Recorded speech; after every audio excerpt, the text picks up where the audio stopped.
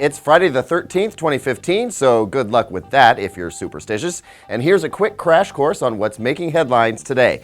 Let's start with more Star Wars news, because is there anything really more important than obsessing over the most hyped up movie this century? Nope, that's why we want to make sure you see the latest TV trailer, which has some sweet new footage involving Finn wielding a lightsaber at a stormtrooper, more of Han Solo being generally awesome, and the Millennium Falcon fleeing from a bunch of angry-looking TIE fighters. If you're not super stoked for this movie at this point, then you might want to check your pulse.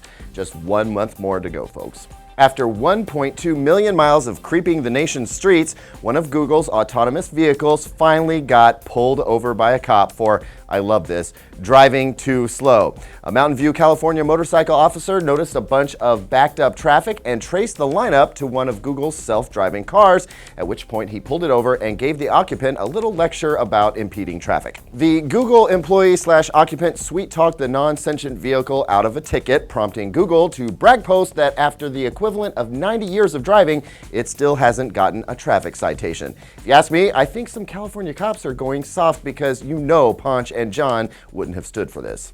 What if your light bulb was your internet connection? That's now a very real possibility, as researchers in Scotland have created an LED light bulb that, paired with a solar panel, makes a fully functional internet transceiver. Rather than rely on cables or radio waves, the system uses the ultra-high-speed flicker of an LED light bulb as a means to communicate data at ultra-high speeds. And believe it or not, it's faster than most Wi-Fi connections.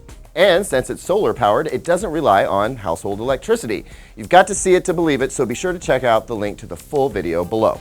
And before we sign off for the weekend, you'll want to check out our full in-depth review of the new iPad Pro, which is now available for the not-so-low price of about $1,000. It's big, it's beautiful, and it's definitely the best iPad yet. But there's some other things you'll want to know before you lay down your cash, so click the link and get Mallory Goki's take on Apple's latest and biggest tablet. As always, keep your browser locked to digital trends for all the latest tech news. That's it for DT Daily this week. We'll see you again on Monday.